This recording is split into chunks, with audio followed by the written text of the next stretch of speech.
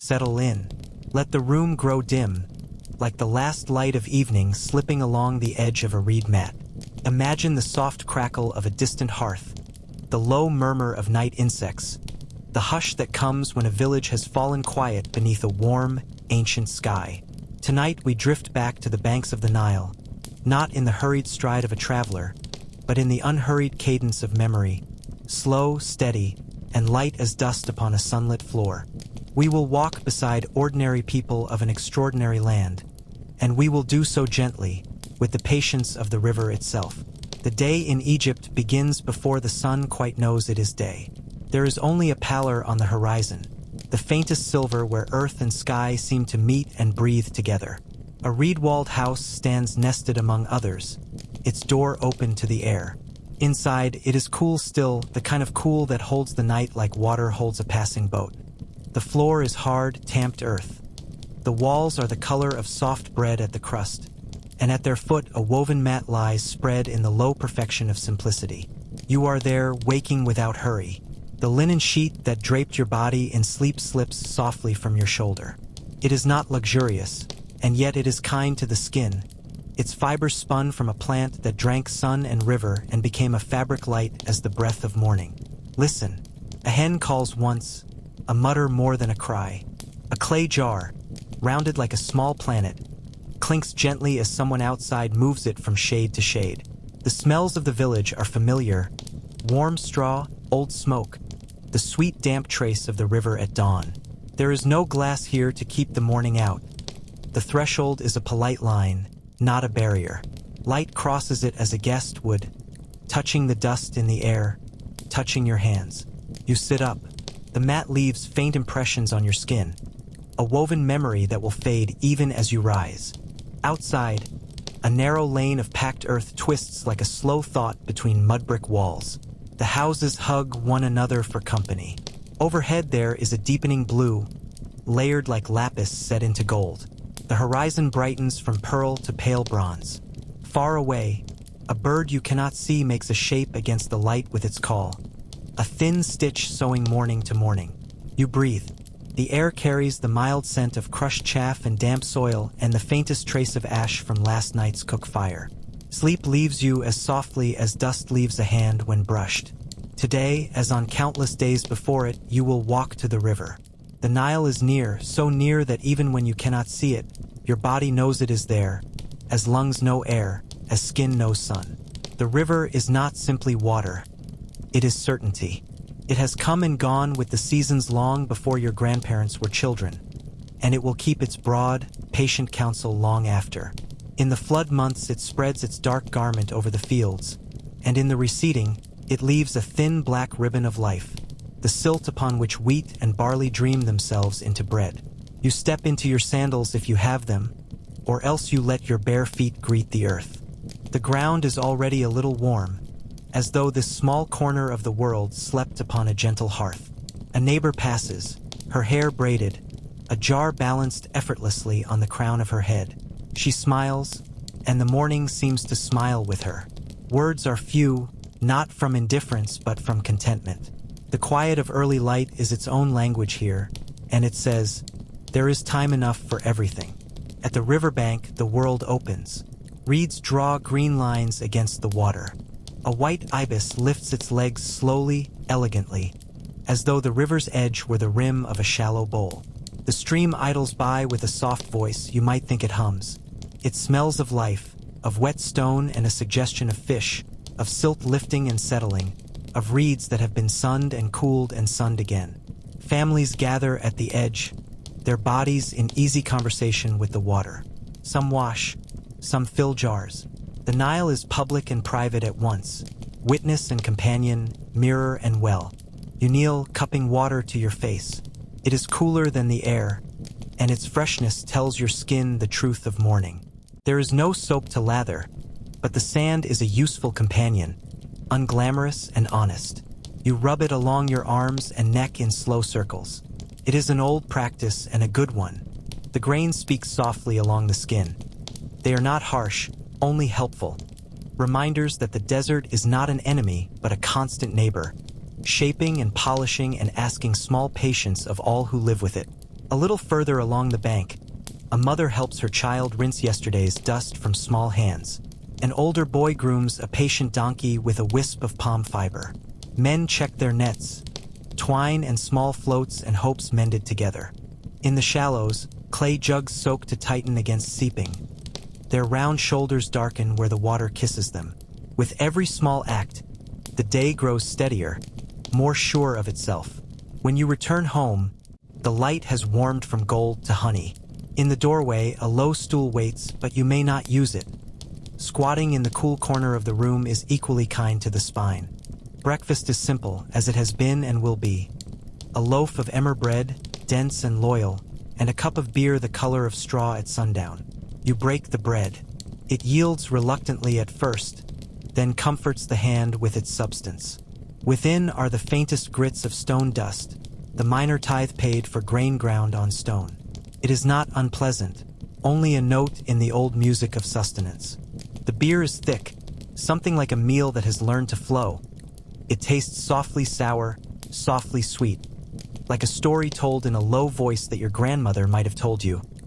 This will give you strength. It does. Outside, the village gathers itself into work. The sun climbs with the unhurried authority of a god, and the day blooms into the colors of labor. Pale linen against darker earth, clay jars reddening in the kiln, reed baskets stacked like humble crowns, copper tools glinting and dimming as they move through light. Farmers step to the fields with their wooden plows and gentle oxen. Potters turn their wheels with steady feet. Weavers pull long threads across simple looms, their fingers moving like fish through water. There is little hurry, less idleness. The life of the village is a braided cord. Many strands, all useful, all necessary. Out in the fields, the soil is a generous dark, the gift of the river's seasonal heart. Barley nods under the sun, each head heavy with intent. Workers move in a rhythm older than the words that describe it.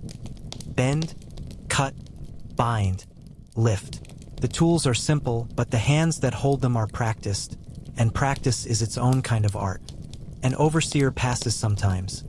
He squints against the brightness and counts softly to himself, but his voice is far away, and the field is closer. You kneel to pull weeds where they threaten the roots, and the earth is warm and breathing beneath your fingers.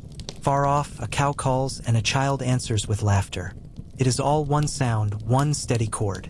Not every task belongs to the fields. In a yard shaded by a mat of palm leaves, a woman grinds grain on a flat stone, her arms drawing arcs that never quite tire.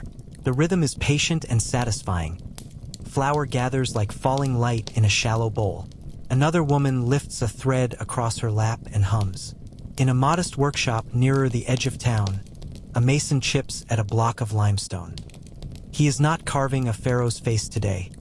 He is shaping a basin for water, its side smooth as a river-worn pebble. He knows this stone. He knows how it breaks, how it sings when struck just right. And he knows better than to hurry. Hurrying is how cracks are made, tiny betrayals that appear later, when the eyes are tired. So he moves slowly. Small chips fall and join the dust on the floor, a soft white snow in a place that has never known winter. If you walk to the temple quietly and with respect, you would find a different rhythm there.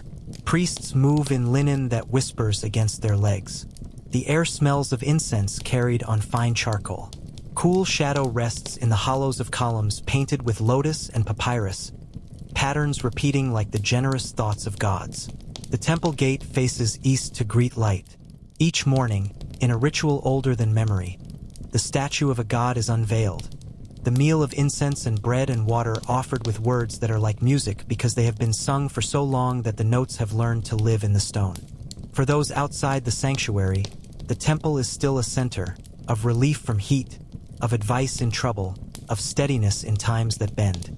Here Mahet, the principle of balance, of order, of rightness, finds a home not only in law and decree but in the small correctness of each day. A fair measure of grain, a promise kept, a word softened, a neighbor helped to carry a jar. If the sun is the pulse of the land, then Mahat is its breath. Steady in, steady out. Hover a while over the market, where shade canopies sow patches of cool into the heat. Reed baskets are arranged like constellations upon low mats.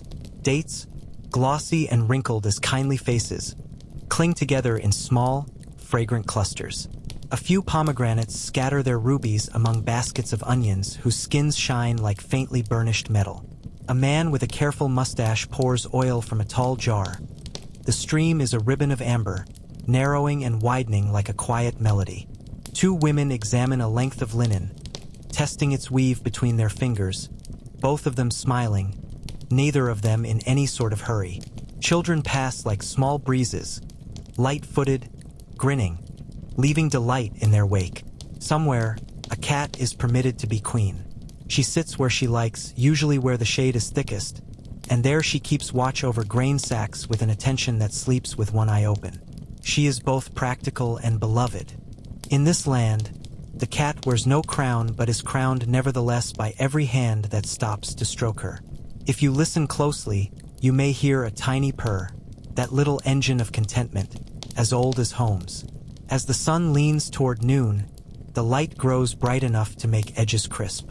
Stone steps are hot now, and doors are drawn half-closed to keep the cool, like a secret, inside. Midday is not made for ambition.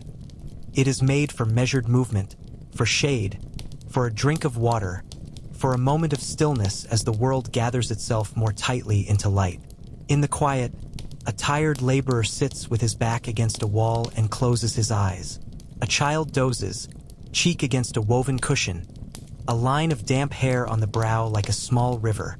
The village breathes, and the breath is slow. In this stillness, it is easy to notice that religion is not only a ceremony. It is a posture toward the day. Things are done with care because they are done before the gods, and the gods are many and particular. Ra sails overhead in his radiant bark. Thoth attends to reckoning, to writing, to counting days like beads. Hathor smiles where music is made. Sobuk keeps the river's lively strength. Batet accepts the scratch under the chin as easily as the offering at the shrine. If you stub your toe, you refrain from speaking sharply, not for fear of reprimand but for love of harmony. The world is listening. The world is full of ears. Sometimes the mind wanders to the afterlife, not as a grim thought, but as one might think of a long journey promised in youth. It will be a crossing, yes, but a crossing is only one kind of travel.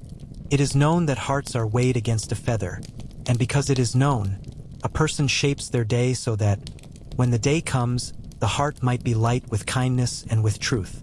Even the poorest home sets aside a little loaf for the unseen, a small jug for the thirsty who are no longer here. These gestures release a sweetness into the air, small as a breath, but real. When you return to the river in the afternoon, the light has softened a little. It lingers upon the water like a hand. The ibis has moved, but its footprints are still a stitched line at the edge of the mud. Men repair a net's frayed places. Women rinse cloth with a rhythm that seems to uncurl knots not only in the threads but in the mind. A girl with her hair plaited neatly brings a jar to fill, and you watch her for a moment, the way she measures the water with her body, not by sight but by long acquaintance. When the weight becomes precisely right, she lifts, and the handle of the jar kisses her palm in welcome. Every now and then, a broad boat slides along the current, its single sail a triangle chalked against the sky. The boatmen do not shout. They lean and adjust and lean again, and the wind agrees, and the boat makes its slow writing upon the river's surface. If there are baskets of grain aboard, they are stacked with the art that grew before art had a name. Heavy things at the bottom, lighter things above, with space for the air to pass. Somewhere in the bundles, always, there is an extra jug of water, saved for the hand that needs it. Back in the village, a potter lifts his jars from the kiln with a careful pride that does not disturb the calm. Their shoulders gleam with a new, quiet color. He sets them in a line as even and placid as resting geese. A carpenter runs a smoothing stone along a low stool's edge and leaves the surface with a softness that will be kind to a future moment of rest.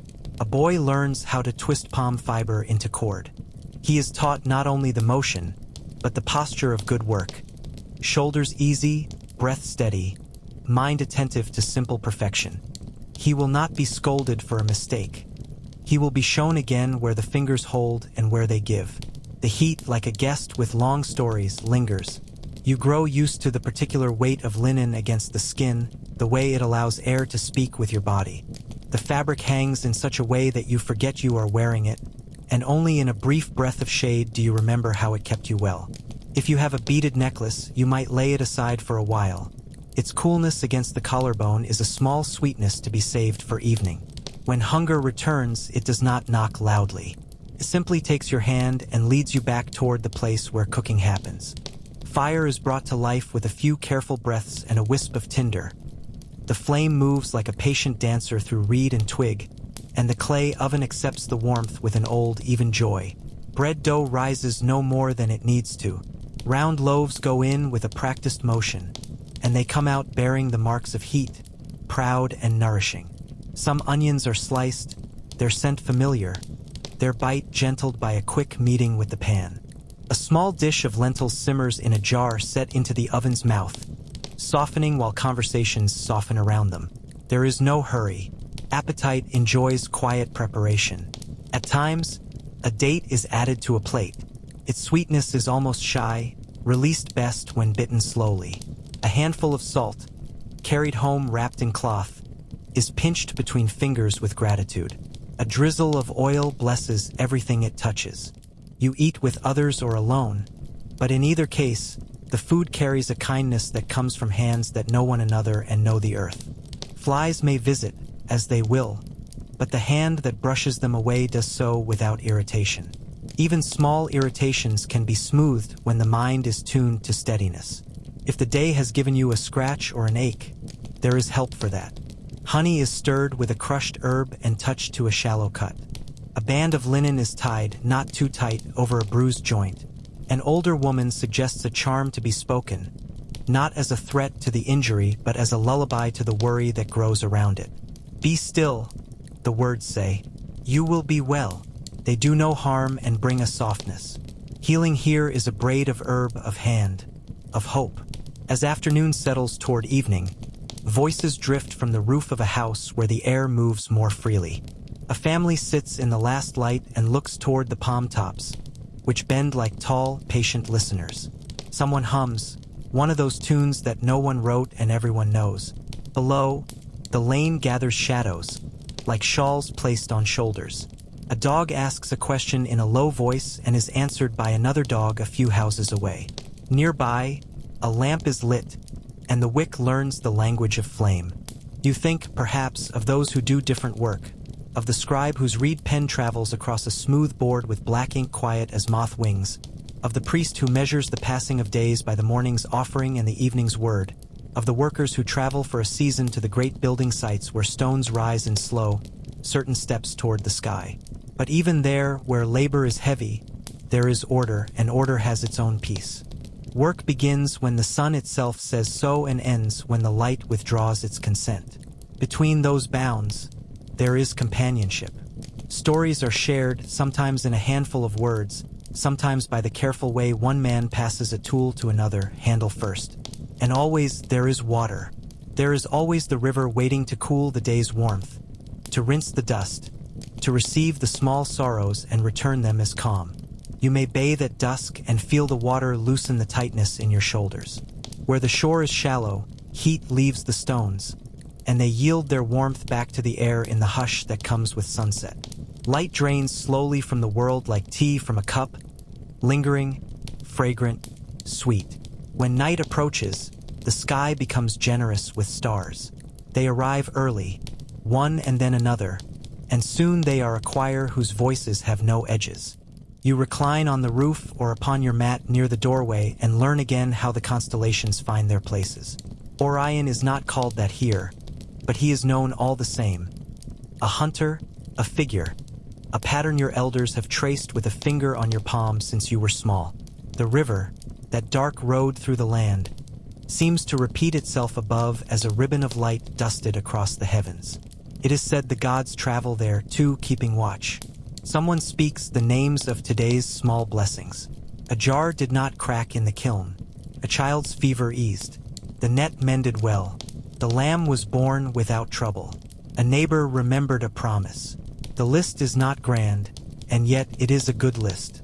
This is a place that knows how to count in units of gratitude. You prepare for rest without ceremony but with affection for the acts themselves. The floor is swept with a reed brush, soft and thorough. Its bristles whisper over the earth as though reading it a story. The door is drawn to, not locked, for there is nothing to lock, but closed to the night's stray animals and the night's stray thoughts. A small amulet hangs from a peg. Someone touches it without looking, the way you might greet a dear friend in passing. The mat is shaken so that the day's crumbs do not trouble the dreamer. The linen sheet waits, cool as river shade. Before sleep, you may whisper a few words to protect the quiet of the hours to come. They are not elaborate. The gods are not measuring your eloquence but your sincerity. The words are simply a way of placing the heart upon the scales of ease and asking it to be light. You lie down, and the mat, woven by hands that learned from hands that learned, receives you with a fairness that does not change from one night to the next. Through the open window slit, the night looks in gently. The cat comes to stand beside your face for a moment as if to check that all is right. You scratch under her chin. She blinks slowly, pronouncing the blessing complete, and seeks her own corner of the world. Sleep comes to this land as the river comes, quietly, persistently, in a way that fills hollows without fanfare. Dreams here are weighted with the same kindness that weights baskets, just enough to make them steady. The palm leaves murmur like distant rain, though rain is a rare visitor. Somewhere, a nightjar calls, and the sound is a cool thread through warm cloth. If your mind wanders toward the morning, toward the sun that will climb again with gold in its hands, you do not chase it.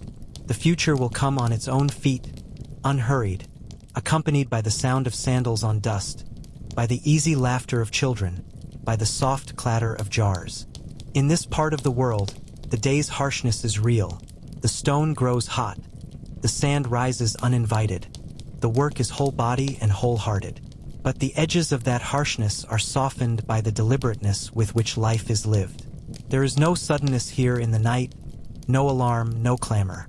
There is only the long patience of a people who learned the rhythm of light and dark from the first dawn that ever met these fields.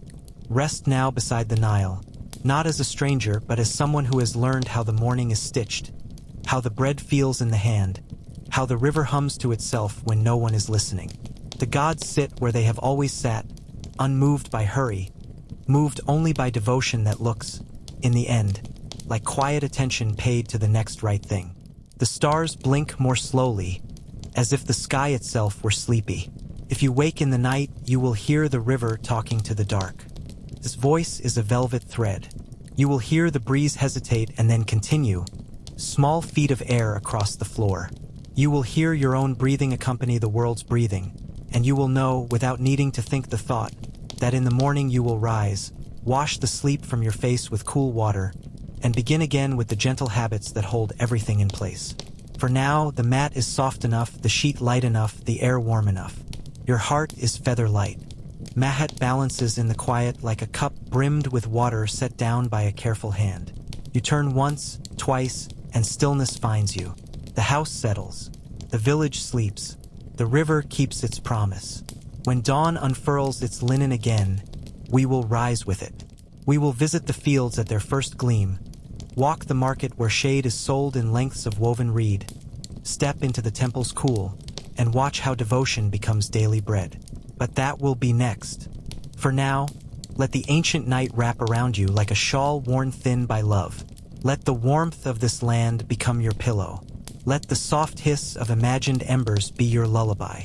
Egypt, in her slow and storied way, keeps watch while you sleep.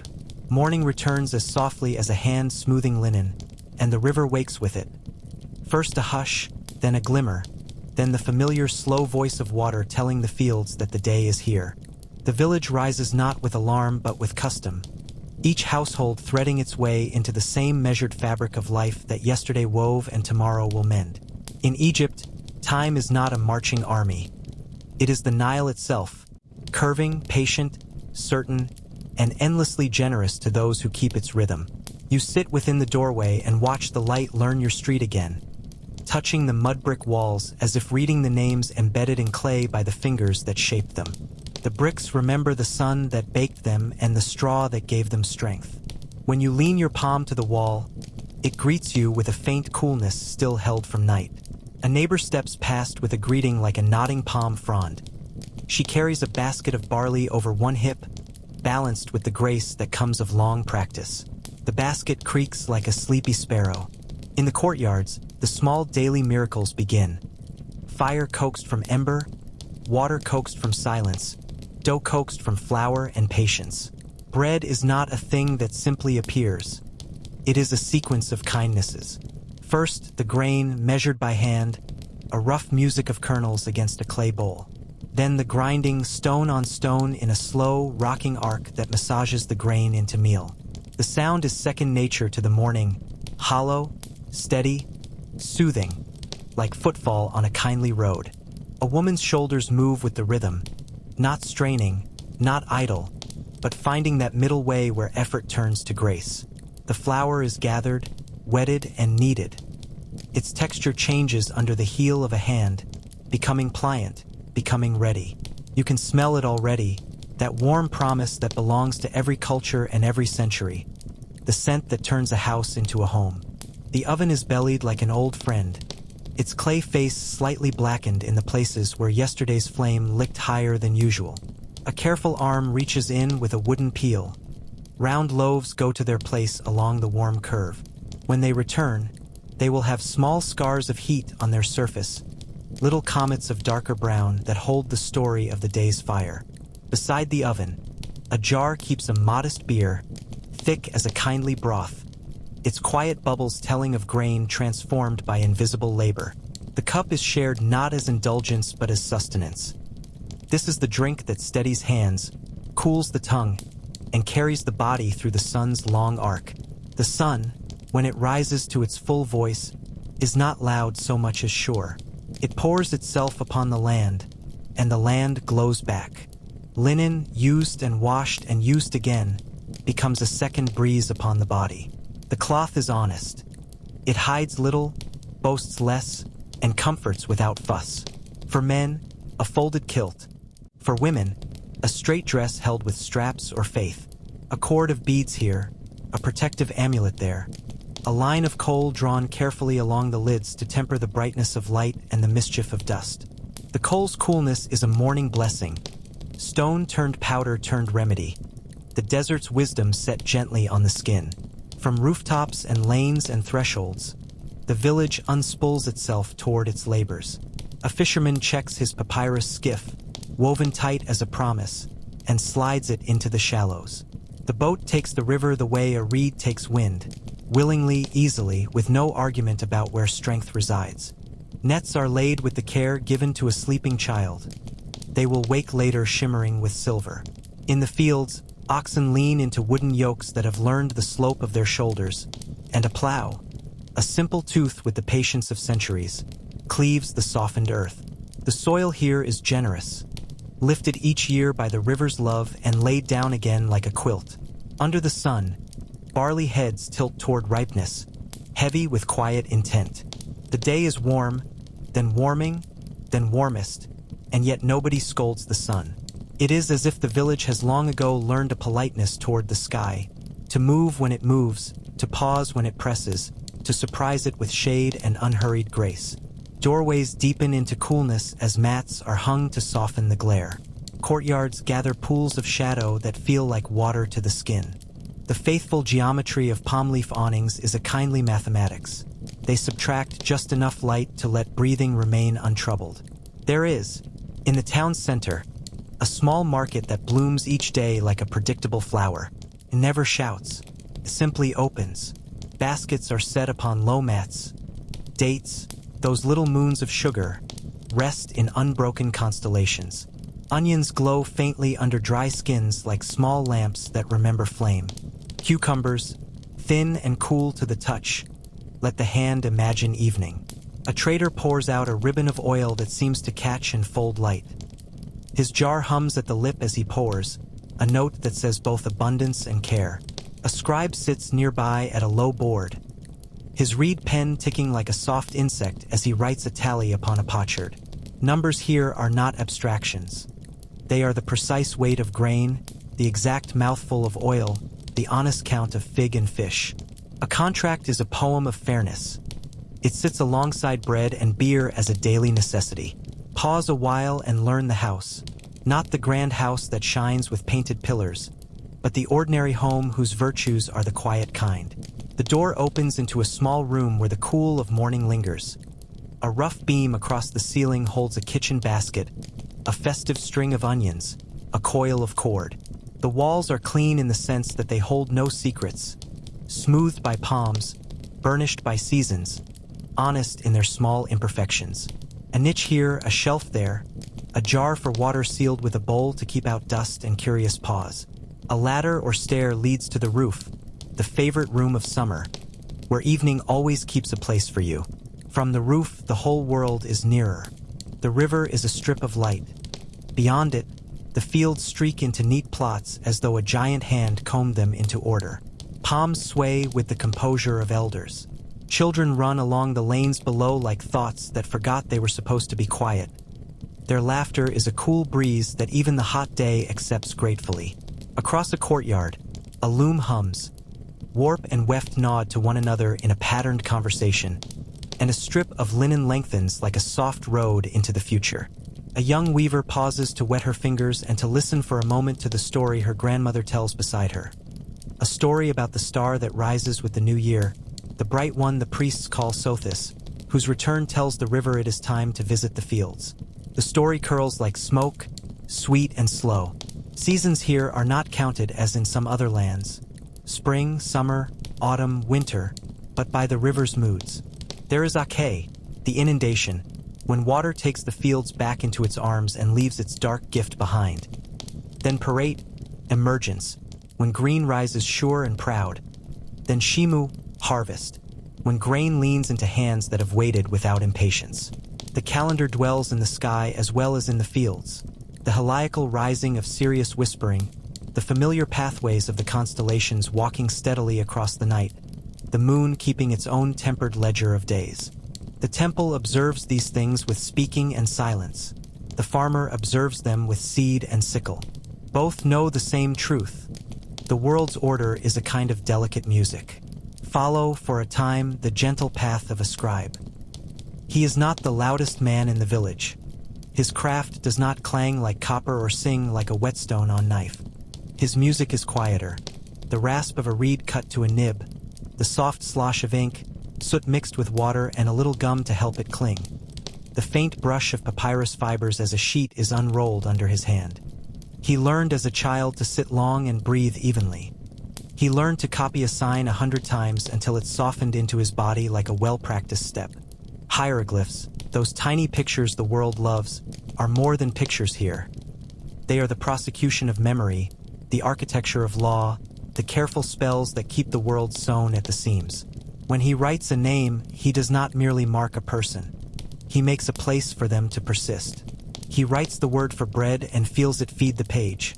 He writes the word for water and knows the river is listening. A boy sits near him today, knees pulled up, eyes serious, practicing the sign for life. The Ankh, over and over until the loop and arms and stem all remember they were meant to belong to one another. The scribe does not scold. He gently points, reminds the hand to breathe, and the sign settles into grace. Later, the boy will play Senate in the shade, a board game whose small, smooth pieces walk toward a finish that is both strategy and fate. But for now, he is a student, and his mind moves in the old pathways, firm and kind. In another corner of the village, a healer receives visitors. Her house smells of crushed leaves and resins and warm honey. On a reed mat lies a roll of linen bandage, neat as a promise, and a little box of amulets carved in faience, the tiny blue-green of shallow river water in sunlight. She knows how to set a bone with hands that remember both strength and gentleness. She knows that honey keeps a wound calm. She knows which seed eases a troubled stomach and which leaf sweetens the breath. Her words are remedies, too. She chants softly as she works, not because she believes words can bully illness away, but because she knows words can teach the body the sound of calm. All will be well, she says, as if she were speaking to a fretful child, and often the body, relieved, listens. The day, too, receives balm in the form of shade and shared labor. In a courtyard, 5 women sit and talk while they strip palm fronds for baskets. The basket is a practical poem. Spiral on spiral, stitch after stitch, function given a face of quiet beauty. A man, wiping a copper blade with oil, nods toward them without needing to interrupt. The nod says what needs saying, that every craft keeps the world from unraveling. Near his feet, a boy shapes a little toy boat from a scrap of wood, and his sister ties a bit of thread for a sail. Their mother smiles and says nothing. The boat will know the water by evening. Travel along the river now with the grain boats. Their sails are patched and perfect. For each patch is a story of a day the wind wanted to test patience and found it equal to the task. Crewmen coil ropes with the elegance of repetition. They have done this so often that their hands finish the thought their minds began, and you can see a kind of serene pride in that. The boat slides from bend to bend, reading the river's lines as a scribe reads a scroll. At a village landing, sacks of grain are heaved gently to shore. A tally is made with an ease born not of casualness but of trust in habit. A jar of beer is passed around, 1 cup, shared carefully, each mouth grateful in turn. The river, pleased, throws a glittering handful of light at the boat's side and carries on. The heat at noon is a broad hand laid upon the land. It does not push. It rests. Work adjusts to it as birds adjust to wind. Steps shorten. Conversations find the shade. Tools grow quiet on their mats. A nap is not idleness here but wisdom, a short surrender that returns greater strength than it borrows. A child sleeps with an open palm. Perhaps her hand is dreaming of sand, which is simply the earth telling a long story one small grain at a time. A mother sits near and fans the air slowly, not to make a wind but to invite the air to remember its movement. It is in these hours that the temple is most deeply cool. Walk there in your mind, barefoot upon stone that has forgotten noon. Columns lift the ceiling the way trees lift leaves, and painted lotus blossoms bloom high where they will not wither. Incense is a ghost of sweetness in the air, and you can hear an echo in the spaces, not because anyone shouted, but because the walls are practiced in holding sound and giving it back. The priests have routines as ancient as dawn. They unlock the shrine of the god with careful words, bathe the statue as if bathing a child, dress it in linen, present bread and beer, and wave a feather fan that whispers the myth of wind. The god is not hungry as humans are hungry. Offerings are a grammar of reverence, a way of keeping relationship tidy. Outside, a woman touches the threshold with her fingers and then her forehead. She has brought a tiny necklace of beads that she made last week to lay in thanks for the fever that broke.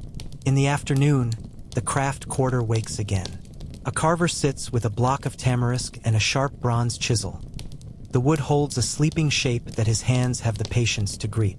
Chip, breathe, brush, consider. The figure of a cat emerges, not as a trick of magic but as the inevitable outcome of attention. He smooths the back with a stone until the wood gleams like water. His neighbor polishes a mirror of bronze until it becomes a second sun, a small, tame one that fits in the hand and favors faces. A beadmaker threads faience onto cords, cool discs that will glow against warm skin. Light passes through everything and leaves small, soft fires behind. Language, too, is a craft. In the courthouse, a small space not grand, 2 men speak softly to a scribe about land that was divided and needs accounting. Voices are measured. Hands open upward when they explain. A witness nods and adds his memory not like a weapon but like another lamp brought into the room. The scribe writes what is agreed upon. There is relief in all of this. Not because one man triumphs, but because order triumphs, and when order triumphs, everyone sleeps better. The judge, elderly, knows when to say little and when to say a sentence that lands like a carefully placed stone, holding the edge from crumbling. Women's voices flow through every part of the day. Laughter, advice, planning, songs for kneading bread, songs for easing the last bit of day into evening. They are not hidden from public life here. A woman can own a stall in the market, can bring a matter to the court, can sign her name on a contract for a house that faces the morning. She may prefer the household because the household is vast and alive, the kitchen its own sun, the loom its steady star, the storeroom its winter constellation, but preference is not compulsion. When she chooses to stand in the marketplace under the awning's cool geometry, weighing spices on a little balance, she does so with the confidence of one who belongs, because she does. Birth in this land is treated with a small, careful bravery.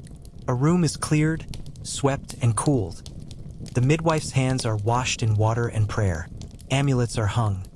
A tayat knot for protection, a jed pillar for strength, a small image of Tauret, the hippopotamus goddess who is somehow both formidable and comforting, presiding with her round, motherly dignity. There may be pain and there may be fear, but there is also knowledge as old as the river's banks. Bodies know what to do when trusted to do it. When the child arrives, the room grows suddenly bigger without anyone moving, the way it always does when new breath finds its first rhythm. Later, a soft paste of resin and oil is smoothed on the skin to protect, and the mother drinks sweetened water and rests as the house becomes the quiet center of a neighborhood's gentle rejoicing. In the same breath that cradles birth, the culture learns not to worry over death in a way that steals today's sweetness. The afterlife, far from a shadowed threat, is a well-tended field. It is called by many names, but often it is the field of reeds, the dream of Egypt perfected, where labor is easy, harvest plentiful, and boats always catch the right wind. People prepare for it over a lifetime, not by hoarding worry, but by practicing fairness so that the heart grows light, not by building fear, but by building memory so that the name will be spoken.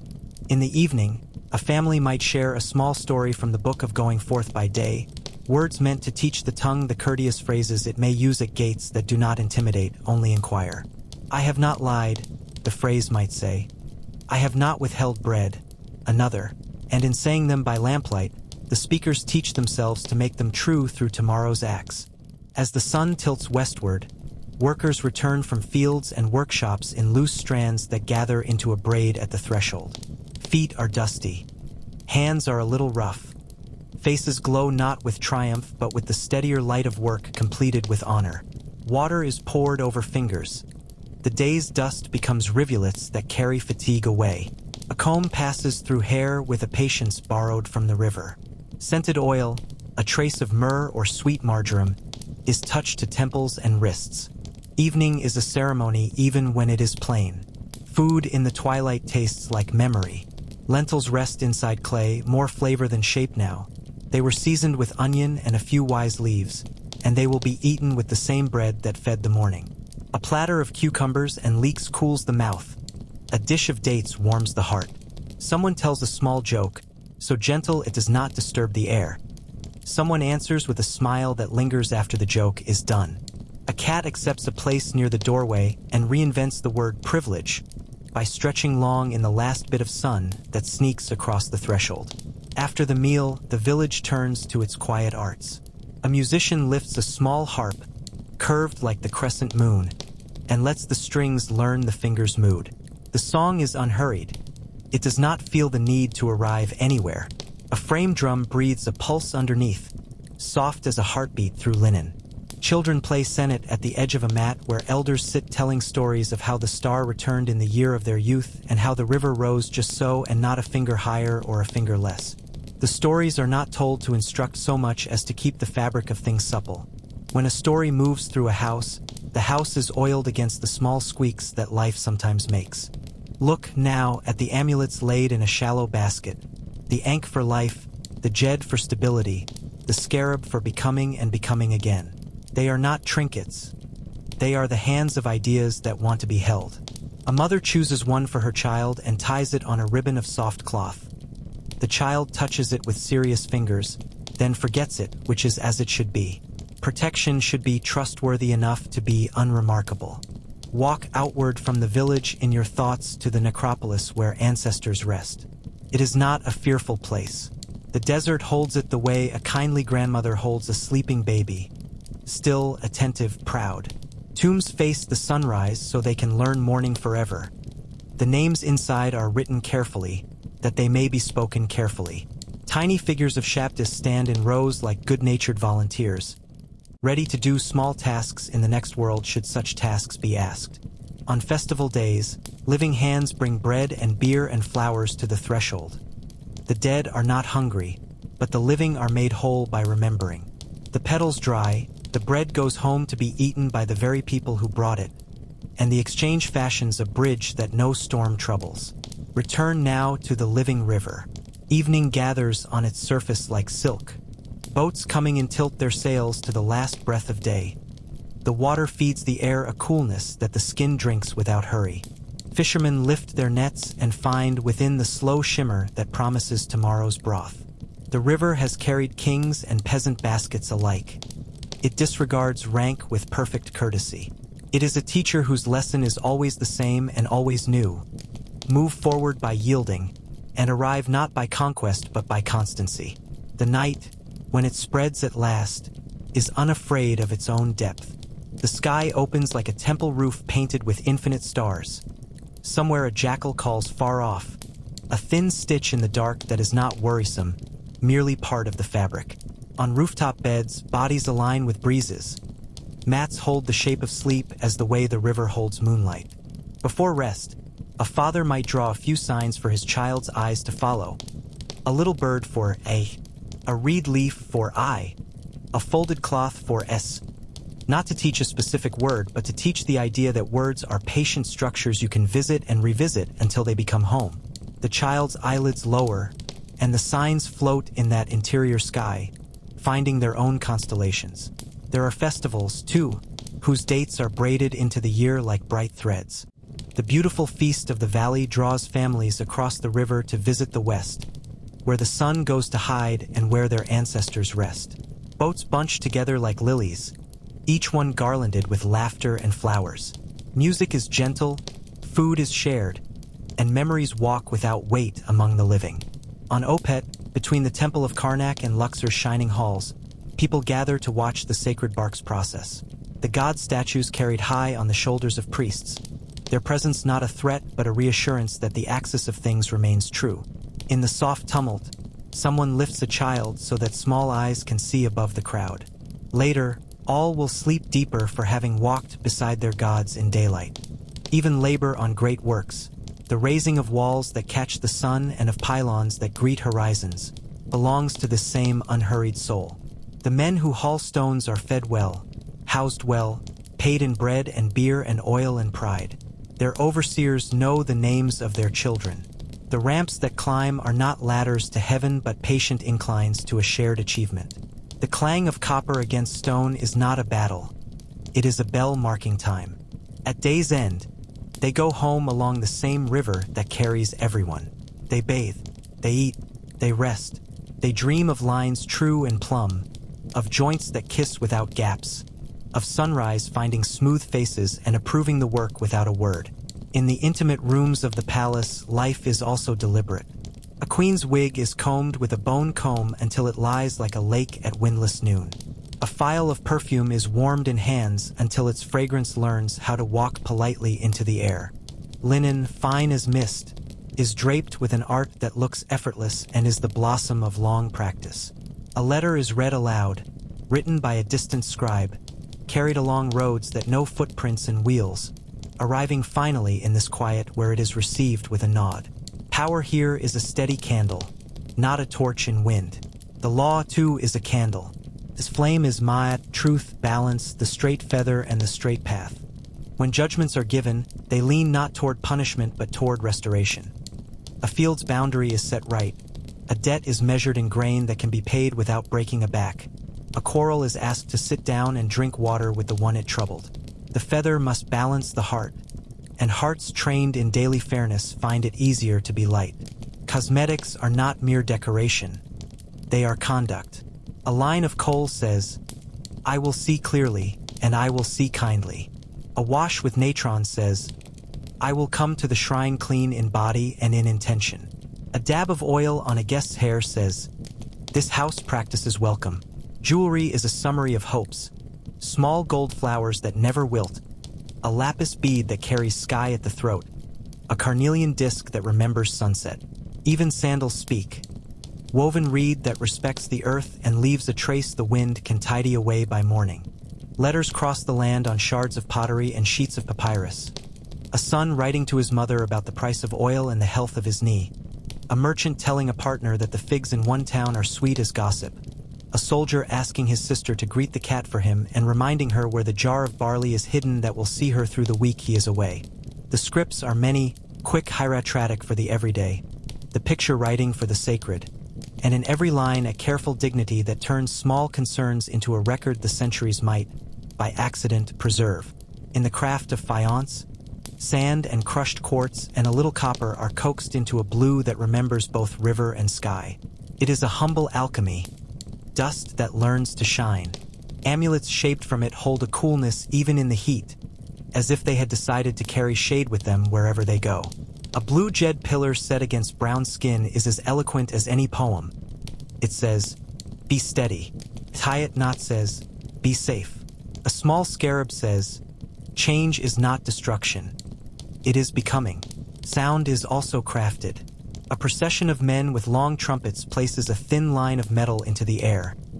It glints, then softens, then disappears like a fish turning in sunlit water. A hand clap answered by a frame drum builds a bridge between two people who did not know they were already neighbors. Clappers carved like the hands that hold them chatter with cheerful precision. On feast nights, women dance in movements that seem to be remembering how reeds move along the shore.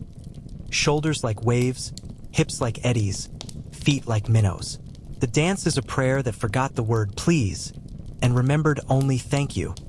When night spreads its cool shawl, the household becomes a quiet machinery of rest. Beds on the roof are unrolled. A pot of water is placed within easy reach. A handful of herbs is crushed into a bowl to scent the air. The stars are people's first books. They are read with a literacy that asks nothing but looking.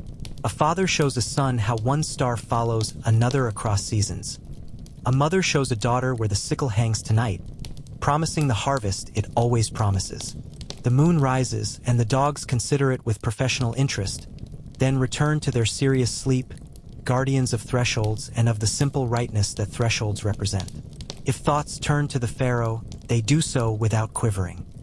He is a high tree at the edge of the field, visible, steady, admired for the shade he casts though his roots are far away. His likeness is carved large not to diminish others but to enlarge the idea of order and continuity. Taxes arrive as grain, as oil, as work done for communal projects, and in return roads are kept, dikes maintained, granaries filled against the lean year that must one day visit but need not be suffered. The king's name is spoken in prayers, the gods' names are spoken in work, and the people's names are spoken at tables and thresholds, where they matter most. Now the desert speaks again, this time with a softer voice. The winds lift a little and carry the scent of cooled stone. Sand, that old companion, settles where it pleases. It does not mean harm. In the morning it will be brushed aside by brooms that know how to dance. Even the grit that finds bread is an old acquaintance. Teeth learn to meet it with tolerance, and dentists, when needed, are patient men and women who take pain seriously and hurry never. Sometimes, a traveler arrives with stories of distant parts of this same land. The delta where marsh birds write their calligraphy upon water, the cataracts in the south where the river remembers that it can sing loudly when it wishes, the oases where date palms look like families gathered to converse. He speaks of other villages whose ovens are shaped differently, whose songs put their steps in a slightly other place. He meets not suspicion but hospitality. A sleeping mat is laid out, a bowl is filled, and the traveler's stories are placed on the low table of the evening like a platter of figs shared gently around the circle. Children, who have a genius for holiness, sometimes ask if the gods sleep. A grandmother answers without hurry. They rest as we rest, and while we rest, they keep the fires small and even. The answer sits down beside the question, and they become friends. The cat, hearing this, blinks with the expression of someone who has known the answer all along. The night passes. It does not flash or thunder. It walks. Each hour has its own texture. The first dark like cool clay, the middle like river water at depth, the last like the inside of a fig just before it opens. If anyone wakes, there is always the comfort of the small lamp, a flame that makes a circle where the world is always safe.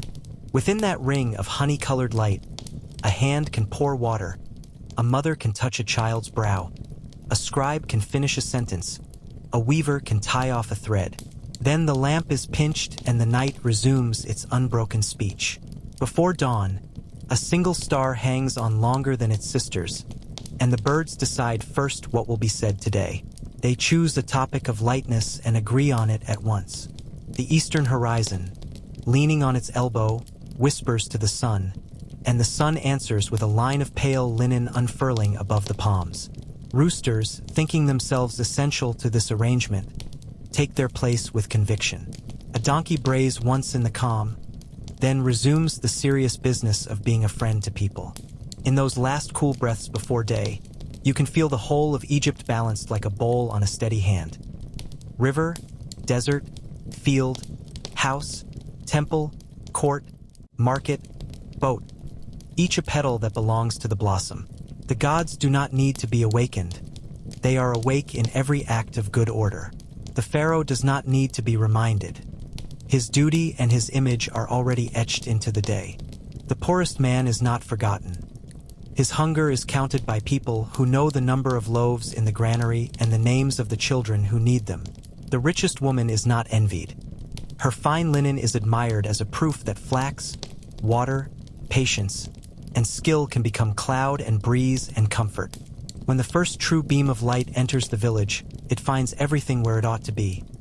The oven warming, the jug sweating a little coolness, the broom waiting like a reed in the corner, the amulet lying where it lay last night, the cat rotating herself so that the new sun can find the one patch of fur it missed yesterday. You stretch. The mat remembers you and lets you go more easily than you expect, which is one of the mat's quiet virtues. You rinse your hands with water that tastes faintly of last night's air. You draw a line of coal across the lids, a shade that tells sunlight you are glad to see it and wish to see it comfortably. Today will be like yesterday in all the best ways and unlike it in small, lovely particulars. A story you haven't yet heard, a fig a little sweeter than usual, a knot in the loom that asks to be untangled and is, a child who learns to whistle, a goat that decides the shadow of a jar is precisely right for its afternoon nap. The Nile will pass like a thought that never becomes tired. The fields will hold up their green.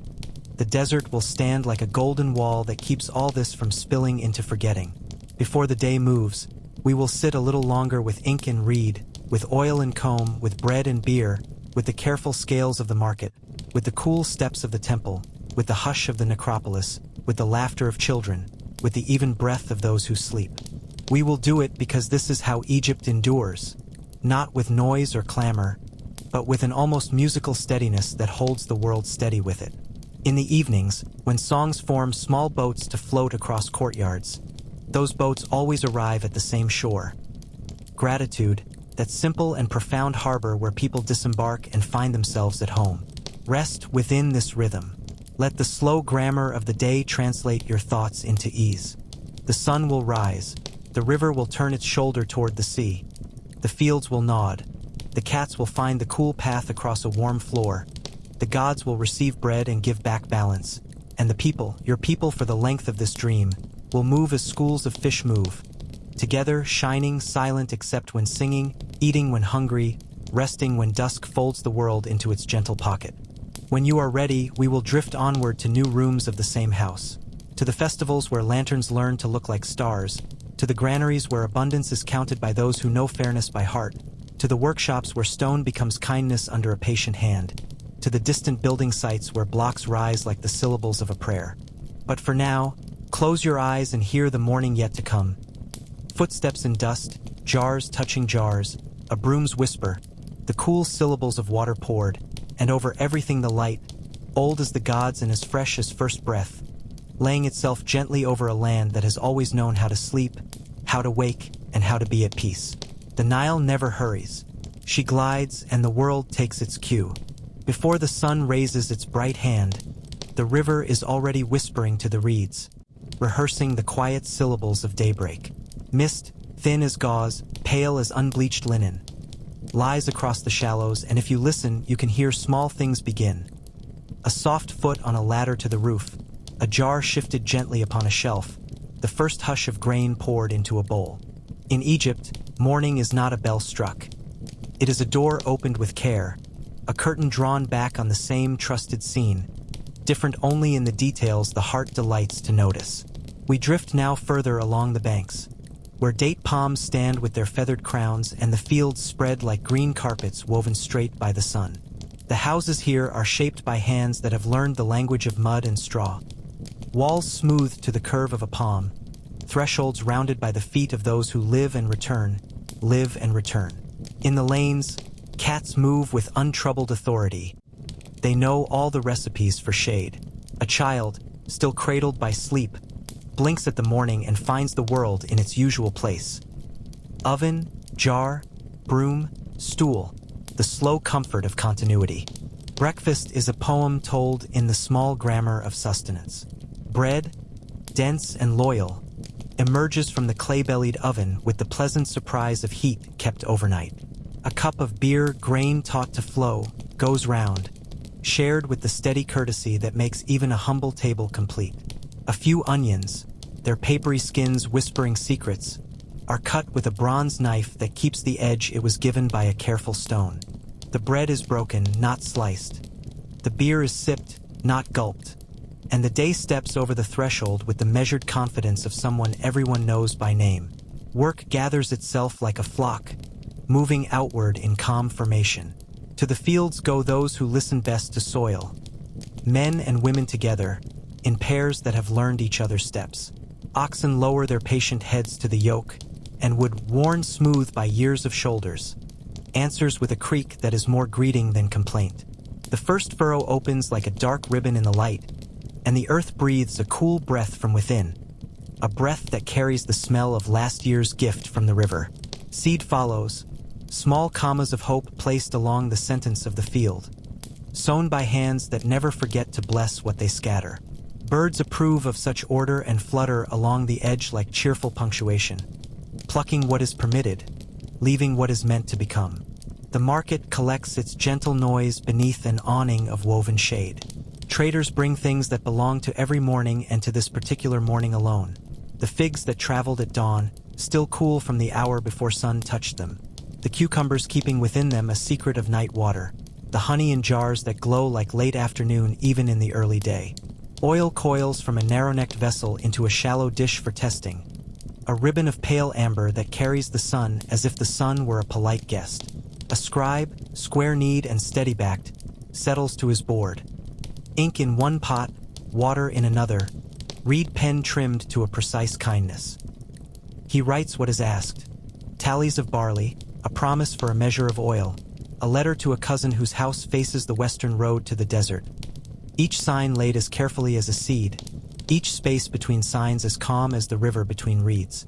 In a courtyard that understands the art of shade, a loom stands like a small gate between today and tomorrow.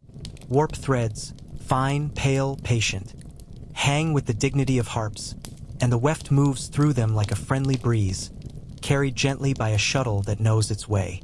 The cloth that grows is honest. It will be a dress or a kilt or a sheet on a sleeping mat, something the day will thank at noon and the night will praise at midnight. Women speak to one another while they work, their words as practical and as beautiful as their hands. The boy has learned to swim the canal, one says, tying off a thread with satisfaction. The goat has discovered the roof steps. Another replies, smiling without judgment at the goat's cleverness. Laughter takes no energy from the cloth. It puts a fine light into it, a light the body will feel when the garment is worn. In the workshops, the music is softer than harps and drums, but no less rhythmic.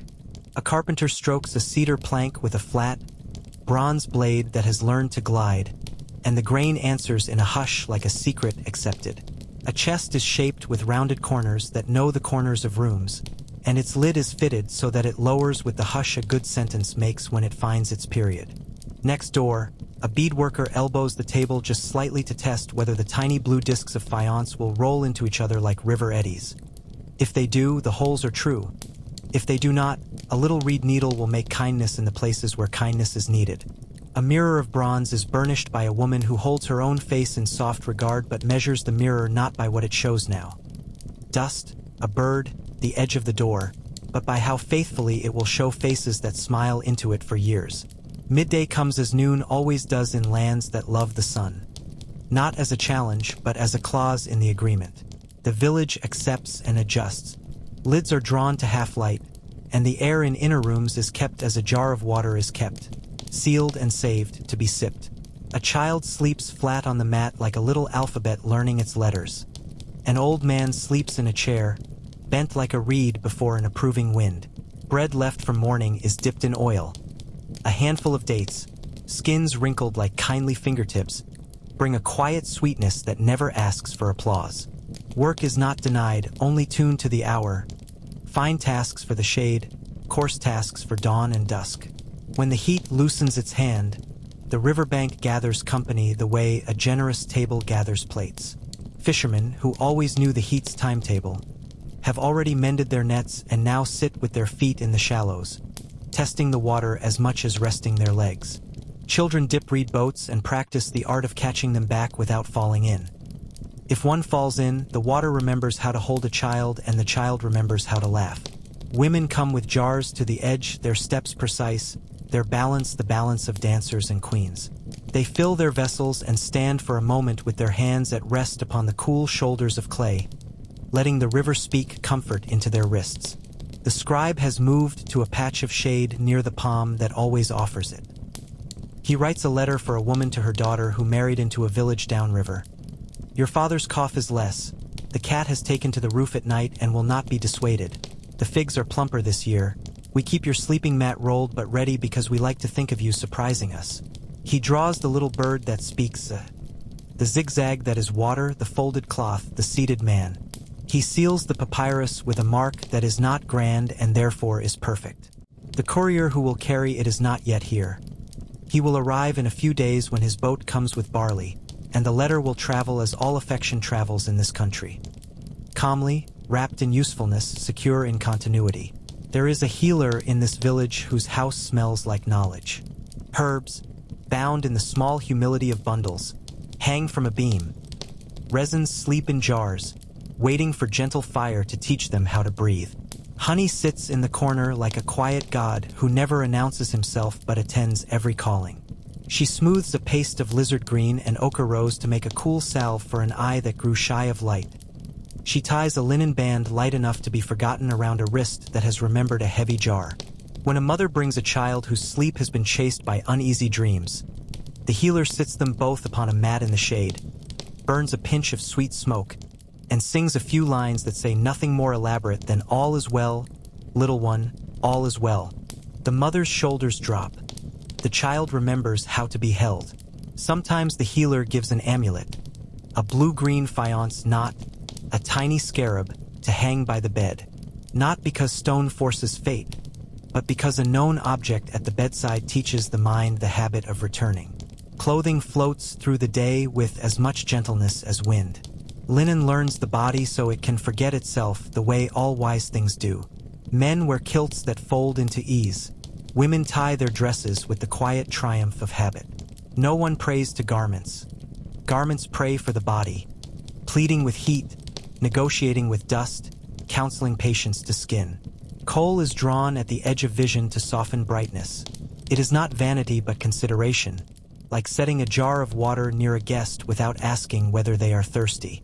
Perfumed oil touches temples and wrists, rising like the idea of shade and scent. Its container is small because generosity does not need a large box, only a ready hand. Cats know that every house belongs partly to them and accept that share with a level, amused gaze. They sit where the air moves and look toward points no one else can see. The kind of seeing that keeps grain jars safe at night because mice do not enjoy being subject to a gaze like that. If a cat sits in a lap, the lap must not move. If the lap must move, the lap asks permission, and the cat grants it most of the time. Dogs keep the door with less subtlety and equal love. They do not understand letters but understand names and sunsets and the feeling that something large is becoming calm. In the storehouses, order is stacked like loaves. Baskets of grain are marked with the small geometry of fairness. This much for this house, that much for that, a little kept for the lean weeks that life, being honest, sometimes sends. The granary is cool because it was built to be cool. Its walls thick and its windows obedient to the wind's best moods. A clerk who likes numbers but loves people more makes his rounds with a reed pen and a board, counting what deserves counting and noticing what deserves noticing. He knows the names of widows without sons who thresh. He knows which field this year will give a little less and which one might spare a little more. When a petition is brought, it is answered not with thunder but with allocation. The cleverness here is not in speech but in distribution. The law in such places is not written only on papyrus. It is braided into custom and tied with the knot of ma'at, balanced so steady that even the breeze respects it. The judge is an old woman this year, because wisdom is not shy about wearing a woman's face. She listens with her eyes as much as with her ears. Her hands rest on her knees and do not drum. Two neighbors speak about the shade of a palm that has leaned too fondly across a boundary. She does not scold the trees are above scolding, but she measures with footsteps and with the weight of a glance laid upon a map in her mind. Then she pronounces a solution so simple it smiles. On days when the shade lies upon one field, the water will run a little longer into the other. On days when the shade goes the other way, the favor is returned. The palm wisely says nothing. Everyone goes home lighter than they arrived. Festivals carve bright notches into the year without disturbing its calm. The beautiful feast of the valley arrives when the sun has taught the air to be warm even in the mornings. Families cross to the western bank, where the houses of the dead look toward sunrise with faces that do not tire. Boats carry flowers and laughter and bread, and the little ones, feeling the gravity of the day's happiness, are careful with their feet without being told. Food is left at the thresholds of tombs and later eaten there in the shade, because what feeds remembrance feeds the living as well. Songs are sung that are not about grief but about continuity. The ancestors, who are good at listening, listen well. When everyone returns home, they do so with the easy strength that comes from having spent a day in right proportion to love. Opet takes its turn when the river has steadied into a generous width. Between Karnak's forest of columns and Luxor's lantern-like halls, the divine boats move as if the air itself had become water and learned how to carry. The god rides not to remind people to fear, but to help them remember alignment.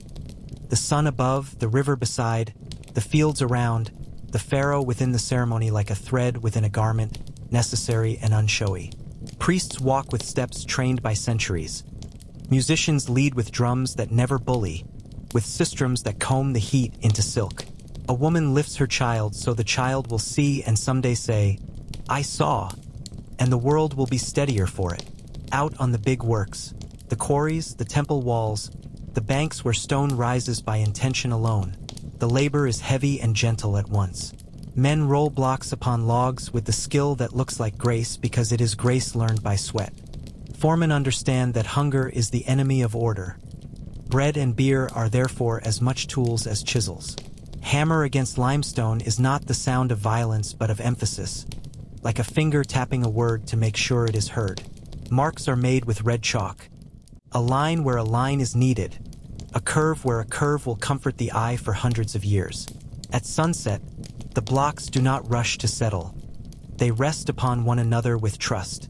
Letters travel the country the way birds do, taking wind when wind offers, alighting in courtyards when a story wants to perch.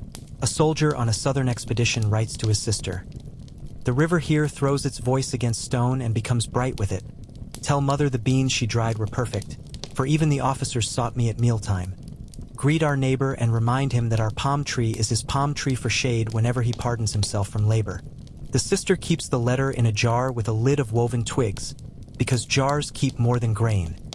They keep proof that affection crosses distances easily in a land that understands roads. When the moon is small and the stars seem to have come closer, people play senet and mehen and talk softly about the kind of plans that do not distress tomorrow. A wall to be whitewashed, a piece of ground to be coaxed into garden, a marriage to be prepared for with linens ironed by hand and smiles ironed by practice. A man tunes his little harp by ear, each string eager to be the one the song leans upon, each willing to be content when the song chooses another. A woman teaches a child the first shapes of writing. A foot that means to go, a jar that means to pour, a loaf that means to give. The child enjoys most of all the sign that means life. The loop with arms that looks like a cross wearing a smile. The mother draws it on the child's palm with a wet fingertip. The skin dries and the sign vanishes, but the hand remembers. Here, the afterlife is considered with the relaxation of people who trust their craft. The heart will be weighed against a feather, yes, but a heart kept light by daily fairness weighs itself light. The field of reeds is not imagined as fireworks and trumpets. It is a place like this place, only made of ease. Crops that give before backs ache, boats that find wind without being asked twice, friends at a table with bread that never grows stale. Shapti figures are placed not as servants stolen from work but as polite promises. If there is tedious labor to be done in that land, let me do it for you, say the little figures with their folded hands, and the living smile at the kindness of preparing to be kind, even after. Medicine has two hands in Egypt, and both are clean. One hand is herb and honey and careful bandage. Bones set and fever watched with a knowledge that looks like patience and is patience. The other hand is word and sign and amulet, the mind eased so the body may do what it wants to do, which is to heal. No one argues between them because both hands belong to the same person. A boy comes with a swollen knee from running where stones do not appreciate running. The healer applies a poultice that draws heat and a charm that draws calm, and the boy leaves limping less and thinking less about limping. A woman with weary eyes is told to sleep on the roof where the night breeze is a physician more skilled than argument. A bowl of water is placed near her head to cool the air as it evaporates, and a pinch of myrrh is set to smolder at the door so dreams will find the right path to her. Sand is everywhere and means no harm. It is a guest who does not know when to leave and so is made comfortable without being encouraged. Floors are swept with brooms that purr across the earth. Bedding is shaken with the soft insistence of mothers and fathers who have learned that even sand cannot resist love forever.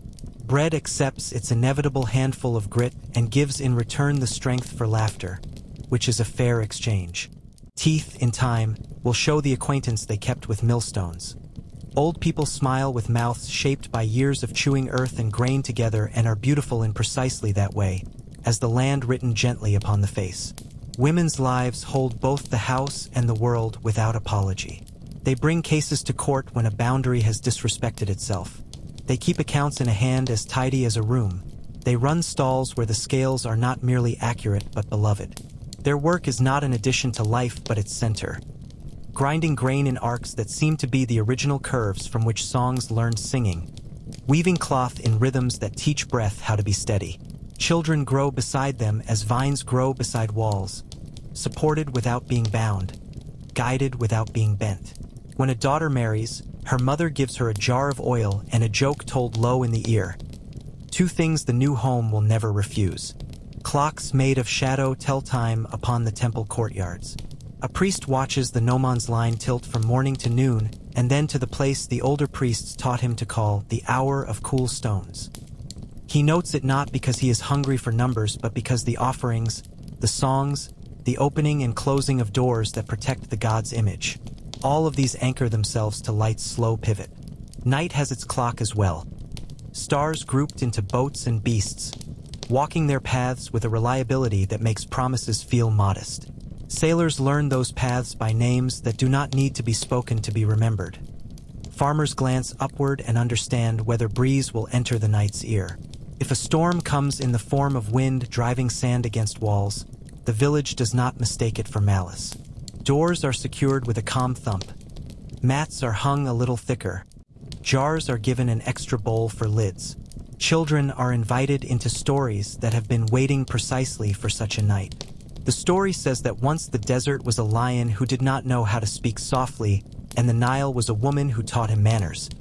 They married and agreed to keep each other's extremes in check. The storm listens at the eaves, perhaps flattered at being so remembered, and moves on before the bread is finished. Across the years, news arrives like boats. Not hurried, but with the dignity of distance traveled. A caravan from the south brings ebony dark as evening and ostrich feathers laughing at their own lightness. A trader from the delta carries baskets closed with clever knots and the smell of far marshes. They do not make the village feel small. They make it feel placed. Stories of other gods and other ways are welcomed as a guest is welcomed. Given bread, listened to, not asked to justify themselves. The villagers know that their gods sit among those stories as lions sit among reeds. Untroubled, perfectly themselves, pleased when neighbors pass by. Children learn work as a game learns rules. A boy walking with his father to the field carries a tiny hoe a craftsman made for him. He scratches the edge of a plot that is not needed and therefore is perfect for practice. A girl watching her mother measure out barley in a basket reaches for the balance and finds that the little pans, held level by a thin beam, speak to her as frankly as birds. When she tips one pan slightly with her finger, the other answers. She understands that answers are the beginning of responsibility. No one tells them to hurry toward adulthood. Adulthood is in no hurry and arrives with tasks in its hands and with a smile. The temple library is a quiet river in a house of stone. Scrolls rest like sleeping herons upon shelves. When they are taken down, it is with the kind of care one uses to lift a child who already drowses. There are hymns, yes, whose words have worn smooth with being sung so long. There are lists of stars with notes like gentle advice. There are wisdom texts where a father tells a son that a soft answer keeps the roof cooler than a hard one. There are medical directions that include the little grace note of, "Say these words kindly as you bind the wound." Scribes who come here do not feel important. They feel entrusted. By late afternoon, light gives everything back its edges. The shadow of a palm cuts an elegant wedge across a whitewashed wall. The rim of a jar, when it meets sun, is a ring that blesses the eye. A woman steps from shade to sun and fills her lungs the way a jar fills, slow and satisfied. A man tosses a handful of chaff to the chickens and watches them tell each other in their brisk language that something fine has occurred. A boy runs and does not stumble. A girl dances the long, unself-conscious dance of being watched by no one and loved by everyone. The evening meal is a chorus of small bowls. Lentils that have learned patience all afternoon. Onions whose sharpness was persuaded to sweetness. No violence, just time. Bread that breaks with the sound of a promise kept. Cucumbers cooled in water and sliced as if each slice were a coin for purchasing contentment. Beer rests in a jar with a shoulder as round as a mother's and pours slow. No one resents slow. Fingers dip and pass. Mouths speak and pause. Faces glow not with firelight yet, but with the gold that day leaves behind when it goes. Music comes in on quiet feet. A frame drum lifts the room's heartbeat until everyone's heart says, "Yes, I recognize that." A harp spins soft lines in air. Someone shakes a sistrum and the tiny bronze tongues chatter like happy birds among papyrus. The song that rises is known. It is sung not to impress but to welcome the hour in the way the hour wishes to be welcomed. Little ones fall asleep in the notes, heads heavy upon thighs, dreams tied to ankles with threads no one can see but everyone feels. Night is generous in Egypt. Stars spill like grain from a well-handled basket across a black that is not empty but full of depth. Rooftops become bedrooms. Courtyards become echo chambers where words, if they are kind, come back kinder. The cat patrols the boundary between house and dark with the seriousness of a goddess disguised as someone willing to be stroked. A lamp is lit near the stair for latecomers. Its flame writes a small circle of safety on the air and holds the ink wet until morning. Dreams take people to the places daytime promised. A man who mended nets finds himself in a river where nets mend themselves. A woman who ground grain hears the millstones hum like bees and wakes with the scent of honey in her memory. A child who learned a new sign writes it across the sky, enormous, and a hawk of polished bronze nods approval. If a spirit passes and pauses, it does so with the courtesy the living would show it, and all greetings are exchanged quietly, so that sleep is not punctured. From time to time, a birth steals an hour from night and gives it back doubled in joy. The room is made ready with warm water in bowls and clean linen folded. Tauret, kindly hippopotamus with crocodile's tail and lion's paws, looks on from a little figurine, her smile the shape of protection. The midwife's hands are the history of hands that have done this work. They do not tremble and do not command. They attend. The first cry is a new star put into the village's sky. The breast is offered. The baby learns the oldest rhythm in the world. Outside, a father sits on the step and, for once, counts nothing. Not loaves, not jars, not the steps between door and river. He listens to the tiny voice and counts only blessings, which for once are uncountable. Sometimes a death occurs. It is not treated as an insult but as a gate, and gates are part of houses. The body is anointed with oils that have known how to comfort since comfort began. Eyes are closed with a touch that does not argue against anything. Words are said that recall the straightness of the person's dealings, the bread they gave, the names they remembered to speak. Neighbors bring food not because the living forget to eat, but because eating together is how a hole in the air is woven over. In days that follow, a small procession will go west at morning, because doors ought to face sunrise, and the name will be written where it can be read by those who continue. Grief is real, but it is made companionable by structure and song, and so it does not crush, it leans. The seasons keep their unstartling promises. Inundation arrives and spreads itself over the fields with the gravity of a guest who belongs, and children, who are wise, rejoice without understanding arithmetic. Water recedes with the precise lack of drama water prefers in this land, and ground emerges wearing a black that is the envy of all other blacks. Seeds go in, and 1,000 small green declarations stand up to say yes. Harvest comes with the sound of sickles talking to stalks about agreements they made months ago. Granaries bite into sunlight and smile at the prospect of being useful. The year folds and unfolds like linen smoothed at the edges by repeated washing. We walk for a while into the necropolis because it belongs to the village as much as the well does. The desert here holds its breath and does not speak in gusts, only in the soft exhalation of warm stone. Tombs are modest near the poor, elaborate near the rich, but all look east. The sun deserves a face when it comes. Inside, walls carry stories. A man seated at a table with bread stacked like bricks. A woman with a lotus at her nose. Fields where grain is taller than men. Boats where fish leap presumptuously into waiting hands. These are not lies. They are the heart telling the truth in pictures about what it loved. The names carved beside them are spells for persistence. If a name is spoken, the person stays. So people bring children to read names aloud, and the desert allows the sound to stay warm a little while before it rises to the clear, anti-sorrowing air. Toward the southern cataracts, where the river remembers it has a voice that can shout, stone is cut from hillsides with a temperate patience. Quarrymen set reeds wet with water into narrow cuts. The wood swells and speaks to stone, and stone answers by letting go. It is a courtship in which no one is harmed. Blocks are dressed with red lines and good intentions and sent downriver on barges that track the middle path between banks, as all thoughtful travelers do. At docks, men stand with crowbars and rope and the language of eyes that have seen many loads arrive. Commands are unnecessary when everyone understands sequence. In the delta, the world breaks into water in a way that saxophones will one day try to imitate. Branching, rebranching, reeds and birds and boats and levees like measures in a piece of music that grew up with fish for teachers. Marsh villages are built upon risen ground that knows how to keep its feet dry. House walls invite wind from two sides. Nets dry like flags of a country that has never declared war. People there speak more softly only because water carries sound better and there is no need to push it. They send bundles of papyrus downstream, and upriver they buy baskets closed with patterns that keep the smallest things obedient. Salt crystals, herbal seeds, promises. The palace, far elsewhere, is neither a threat nor a rumor. It is a larger house with more rooms for the same virtues. Order, provision, lawful hospitality. In the cool audience hall, the pharaoh sits not as a conqueror but as a central flame. Petitioners approach along a floor swept of dust as an idea should be swept of confusion. He gestures once.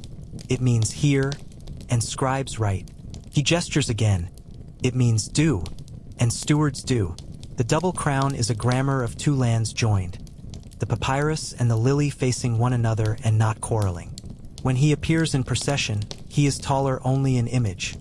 His duty is taller than anyone's, and this is why images were invented. In kitchens after sunset, the mortar and pestle make a slow thunder that pleases the courtyard. Garlic confers with salt. Coriander offers opinions. Sesame nods, and oil embraces them all into sauces that will tomorrow make a simple dish taste like gratitude. Clay pots, blackened to a beauty that shines more than it glints, hold flavors in their rounded ribs. Lids ask for nothing more than to be lifted by a careful thumb and set down like a lullaby. A baker, pleased with the way an oven's breath was even today, sings a little to the domed mouth, and the oven, which is a good listener, grows warm all at once in agreement. If you stand where the village edge meets the first ripple of desert, you can feel both the fullness of habitation and the honesty of emptiness at once. The desert is not a refusal. It is a pause, an enormous, useful silence against which the river's speech shows its shape. Travelers go out along well-known lines of shade and water, from well to well as one might move from sentence to sentence with time to breathe between. When they return, they bring back salt, stories, and the dust that makes children look at them with awe, as if they were statues with feet. As night ripens, the roof is once again the chosen room. Mats are unrolled with the flourish of ceremony that does not need an audience. A mother checks the rope that keeps the youngest safe near the parapet, though she knows he will sleep a sleep that does not roll. A father places his sandals neatly by the stair because order is a sleeping draft stronger than poppy. A girl who has practiced all day with her grandmother's shuttle falls asleep with her fingers still moving in the air, weaving a repetition she will not remember and yet will carry to mastery. The stars tonight are particularly articulate. They say that ships may be guided by light just as hearts may be guided by habit. They say that scales judge without sneer and that the feather of Maat weighs neither more nor less because someone wishes it to. They say that the dead do not go nowhere. They go west and then rise with the sun in the east as thoughts rise after rest. They say that good work is both the cause and the cure of most perplexities. They say these things in light. The ears are the eyes in such conversations. Sleep comes as a friend who has never once failed to arrive. The bedside amulet hangs from its peg, not glowing, not insisting, only being present. The lamp finishes its oil and leans inward, closing itself as flowers close. The village becomes a single lung, breathing slowly, and the river's voice keeps time. If dreams wander into other lands, lands of reeds taller than temples, lands where fish sing hymns, lands where cats recite laws, no one is surprised. Dreams honor a country by making it bigger and then letting it be itself again in the morning. Morning will return, as it always has and always will, with the soft weight of light upon stone and skin. The oven will remember how to wake without complaint. The jar will remember the trick of remaining cool. The broom will remember the dance that leaves floors friendly to bare feet. Fields will open their long, dark writing to receive seed. Boats will ask the wind for a small favor and be granted it. The judge will adjust a balance and a boundary with equal calm. The healer will tie a bandage so that pain can find the door and leave. And you, who sit quietly inside this long night of listening, will carry forward the taste of bread with a little grit, honesty made edible. The feel of linen, breeze trained to be cloth. The sound of ink on plant fiber, water learning to speak in black. The look of a river that never tires of telling the land, I am here. You will know, as those who live here have always known, that life is not conquered in great leaps but kept in small, exact kindnesses. A nap at noon, a name spoken in the necropolis, a scale set true, a jar filled fairly, a cat permitted her throne, a child taught a sign for life on the palm, a song that remembers where to rise and where to rest.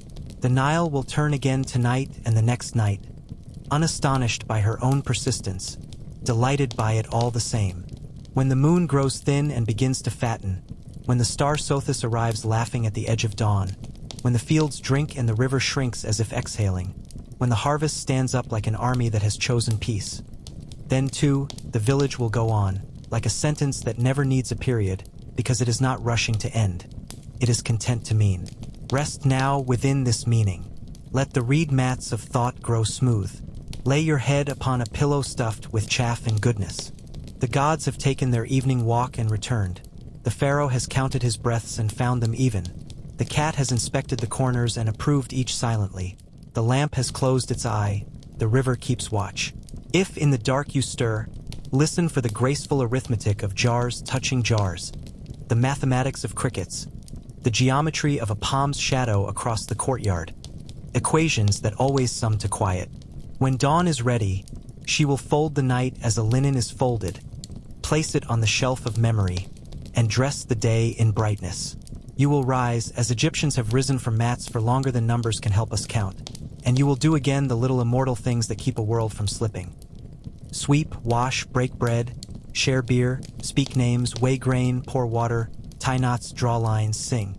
And because of those things, pyramids may stand, temples may cool the heated air, and the field of reeds may remain not a myth but a mirror held up to the best arrangement of living. One that you have practiced here all night by simply breathing in rhythm with the Nile. Night loosens its dark scarf from the shoulders of the village. In the first soft seam of dawn, the world remembers itself. A reed brush leaning in a corner, a jar that has kept its cool, a cat curled into a punctuation mark at the doorway. The Nile is already awake, encountering the morning with the patience that has made a nation. As you lie a moment longer upon the mat, the day moves toward you like a boat drawn near with a silk cord. No tug, no splash, only the sure approach of what has always been promised. We will let this last part of our journey move both outward and inward, as Egypt itself moves, along the river's bright path and into the rooms of memory where names live like lamps. We will visit the slow houses of the dead, not as trespassers but as courteous guests. We will listen again to the steady industry of the living. We will gather our small understandings the way a careful hand gathers figs. One, and then another, and the sweetness of the whole in time. Begin with bread and water, the grammar of every day. Grain, sifted yesterday, becomes dough. Dough becomes a round that carries its heat like a confidence. Water is poured with an art that never insists on being called art. A perfect angle at the wrist, a sound like soft rain in a cool courtyard. A line of coal is drawn along the lower lid. You blink and see more kindly. A light touch of perfumed oil finds the temple, and your thoughts learn to walk slower, as if the fragrance had convinced them there is no need to hurry where beauty lies. The fields already sing their old song. Oxen, with quiet shoulders, take the yoke as though accepting a blessing. The plow tooth bites the earth in tidy bites, and dark soil rolls up to meet the sun like a sheet turned back for sleeping. Seed is broadcast by the handful as faith is wide, level, even not calculating too closely because the heart of giving is wider than arithmetic. The air smells of wet clay and promise. A boy runs along the path not to disturb but to belong. His small feet know where not to tread. At the river, fishermen mend nets in the respectful shade of a tamarisk. Fingers search for places where the day has pulled the web thin. Knots are retied with the snug finality of reassurance. When a boat slides past, a skiff with a triangular sail that seems to right the sky in neat angles, the men glance up as you glance up at a friend passing a window. Acknowledgement without interruption. Those boats will return with fish for the evening. Silver glimpses turn to sustenance. None of this is surprising and all of it is worthy of gratitude. In a courtyard, a loom stands as it stood yesterday and will stand tomorrow, holding a future dress by its spine of warp. The weaver's hands move as if they had absorbed a river's patience. The shuttle slips through with a sound like a soft breath. The comb beats the weft down with the slow gravity of a prayer. She tells her neighbor a small story, how last night a jackal paused at the village edge, ghost and guardian, and was gone. And the cloth remembers the story in its weave without weight. A little girl watches, then picks up a practice thread to make a practicing knot. The knot is wrong but kindly. The next one will be right. In the market, goods are arranged with the aesthetic of fairness. Fruit sits where eyes can see and hands can reach. Clay dishes stand in a modest army, each ready to be the one that goes home. Oil, poured thin into a dish, receives sunlight as if sunlight were a guest of honor. A scribe writes for a farmer who cannot write. The farmer pays with dates and thanks, and the scribe receives both with equal hospitality. A cat passes beneath the table. The scribe lowers a hand without looking, and the cat permits a single knuckle to learn the softness of her head. The temple lives in shadow and song. Priests walk as though the stones are listening, which they are. The image of the god is unveiled in a room that understands quiet. Linen is offered as if the god could feel its cool. Bread is offered as if the god could be comforted by the smell alone. Incense is a script the air reads aloud. Frankincense, myrrh, kifi, each note an old word that has not lost meaning through repetition. Outside the gate, a woman lays a small faience amulet, blue as the Nile at noon, on a ledge. It is shaped like a knot, a tie-it. Its message is protection, and the stone, having learned the message, seems content to sit with it forever. Now let us cross the low brown hills to the west, where the necropolis waits without impatience. Here the desert's golden hush grows tangible. The tombs, cut into limestone that has known sun since before the first name was spoken in this valley, face east to greet morning in perpetuity. You bring no fear. Fear is a stranger in a place arranged so carefully for continuity. A small offering of bread is set upon a shelf. Bread the living will later eat, because remembrance is not wasteful. You speak a name aloud, and the wind, most courteous of scribes, copies it in faint script along the cliff face. Inside, walls receive lamp glow and return it gently. Paintings address you not like strangers, but like elders who remember you from before you were born. Here a man sits at a table where loaves are stacked in mathematical patience. There a woman holds a lotus to her nose, scent drawn as though time itself were perfume. In panel after panel, fields are high and fish are obliging. Music is played by hands that smile without mouths. These are not boasts but aspirations carefully packed, so that whoever walks here in 1,000 years will understand what it meant to love life. Hieroglyphs move along the edges, birds with the clarity of morning in their wings, jars and loaves and reeds. The sacred signs that mean not only words but promises. You follow their order the way one follows footsteps on a path. Where the birds look, you read. Their order shifts as necessity and elegance demand. Right to left, left to right, top to bottom, and you find there is a calm joy in such flexibility. A scribe once sat in the cool of this chamber tracing these signs with ink that smelled faintly of smoke. His hand was unhurried, his breath even, his mind full of the precise respect of someone who knows writing is a spell cast for continuity, not for surprise. We will not pretend that all tombs have kept their treasures. Egypt is not a myth. It is a long conversation between abundance and need, between desire and discipline. In lean years, hungry hands found what rested behind stone doors, and gold, sunlight made solid, was carried away to purchase bread that had not been promised. Even priests and guards, humans first, were sometimes pulled into the gravity of appetite or fear. But here, tonight, we will consider what remained, which is the truth that endures. Names that could not be stolen, faces that continue to turn toward dawn, the architecture of care that outlives theft. Return with me to the living, for the dead are perfectly accommodated and do not require lengthy visits. In a humble street, children play at the board game Senate, moving pieces along a painted path where luck and skill converse. Their laughter has a way of slipping into the cracks between bricks and mending them. A mother kneads dough with the slow, circular authority of the moon drawing tides. The clay oven opens its red mouth and accepts what is given it with quiet pride. A father mends a roof mat where summer rain found mischief last year. The repair is a small geometry done well. None of this is dramatic. All of it is civilization. Medicine, too, wears no thunder. A healer composes a poultice of honey and crushed seeds. She ties a band with the straightness of a sentence that means to be understood. She hangs a small faience jade pillar beside the bed. Not as a superstition, but as a metaphor one can touch. Be steady. She sings in a voice nearly indistinguishable from thinking.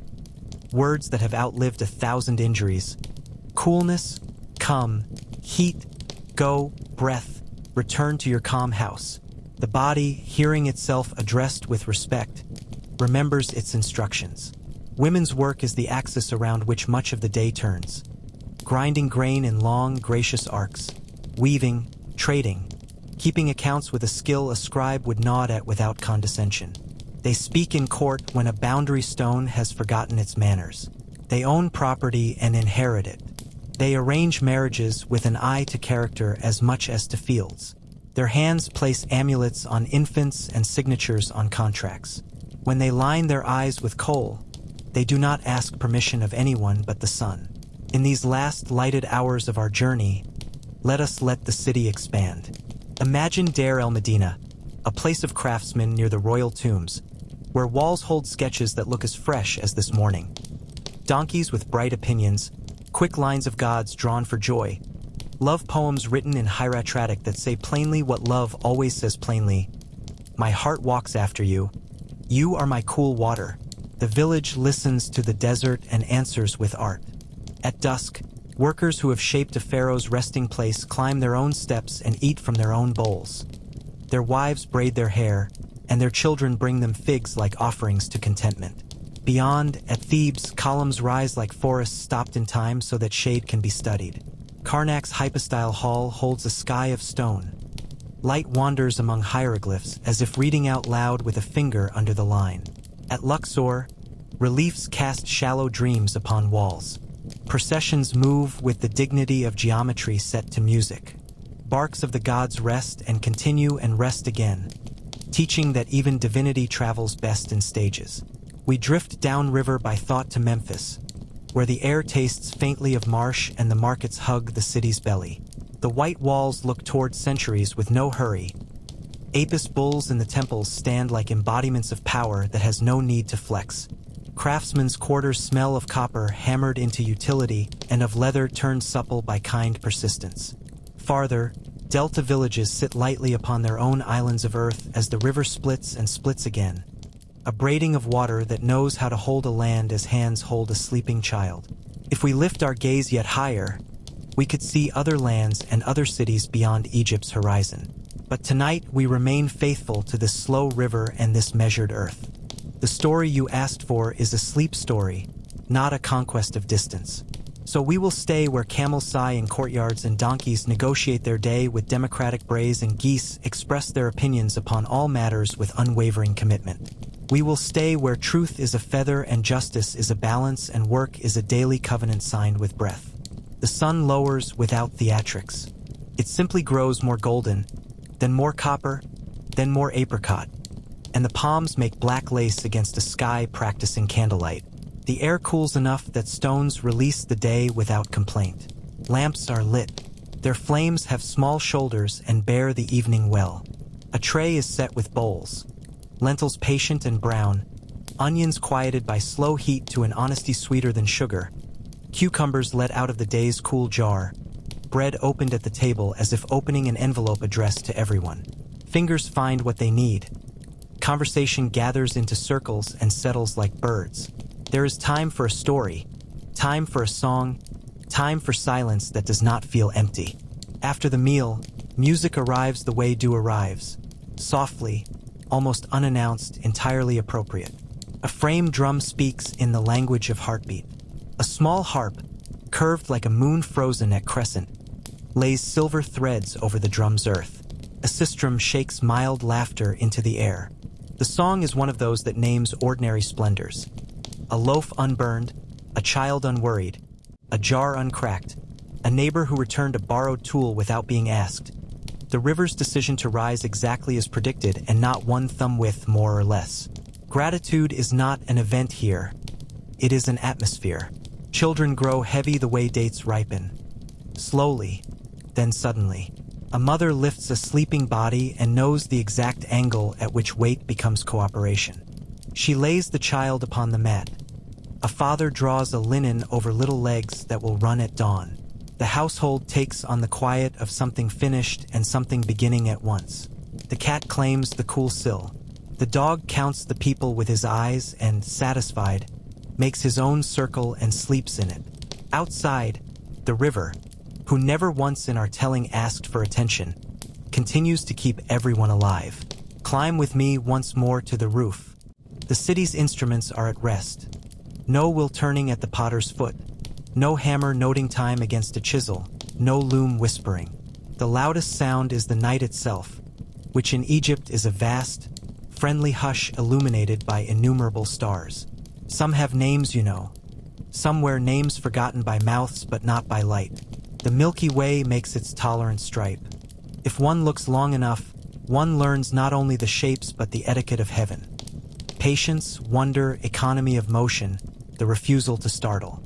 You think perhaps of what lasts and what does not. The bread does not last. It is made to be broken. The song does not last. It is made to become silence again. The child's pajamas will be too small next season. But order lasts. A scale that weighs the same today as yesterday. A boundary stone respected. A promise kept. Names last when they are spoken. The gods last because they are not jealous of each other or of people. They are the faces truth puts on so that we will remember where to bow. And kindness lasts, not always in artifacts, but as skill in hands, as fairness in measures, as a style of breath. You may, if you wish, imagine the weighing of the heart, not as a trial, but as a proof that a life of small, right things adds up to lightness.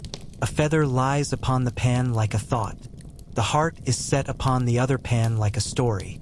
If the story has been told with generosity, if the widow's field was protected when the flood cut away its edge, if the orphan's measure of grain was topped up so that no child would notice lack, if a worker's back was not asked to bear what two backs should carry, then the balance looks like a horizon line, even, satisfied, beautiful.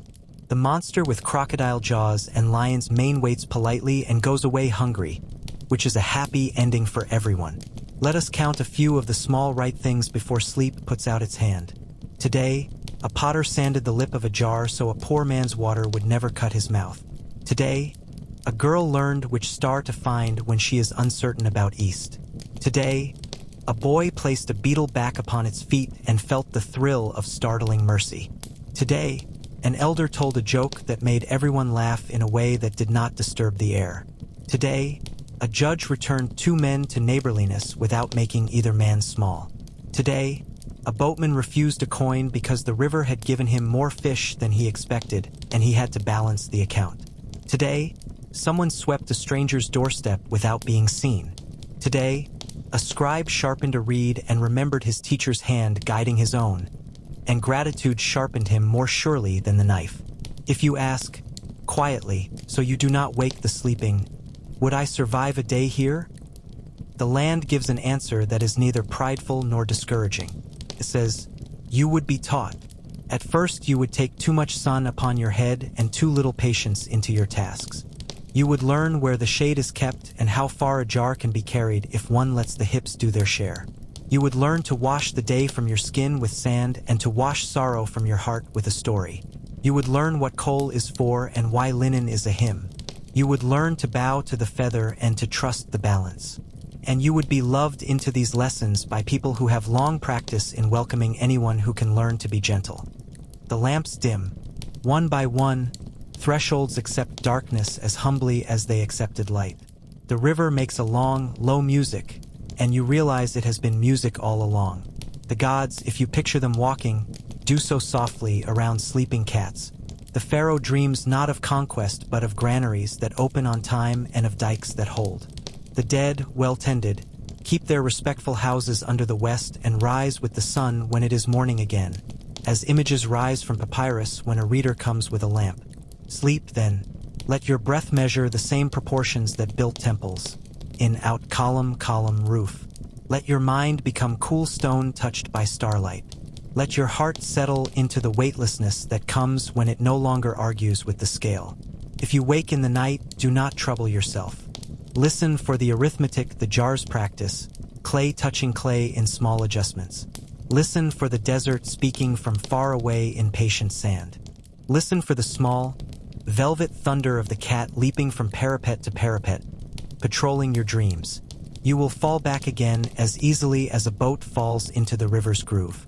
In the morning, far off still but walking steadily toward you, the reed brush will whisper across the floor. The oven will glow with the modest pride of continuous usefulness. Bread will break, beer will pour, linen will lift and fall, ink will mark, scales will acknowledge, names will be spoken. The day will begin not as an event but as a continuation. And when you rise to meet it, because you will do so with the long, slow strength this land has been laying into you. The strength of patience, of attention, of balance, of kindness that refuses to astonish because it intends to endure. For now, though, let the Nile keep watch. Let the stars draw their bright hieroglyphs upon the black scroll of the sky. Let Egypt, ancient and ever-renewing, lay a cool palm against your brow and remind you that much in the world is already in order, and much that is not can be guided there by the smallest of steady hands. Close your eyes. There is bread enough. There is water enough. There is time, which in this place has learned to be gentle. Good night, traveler. May your heart be light as a feather, your name be spoken with love, and your sleep be long upon the soft, enduring earth beside the patient, unending river.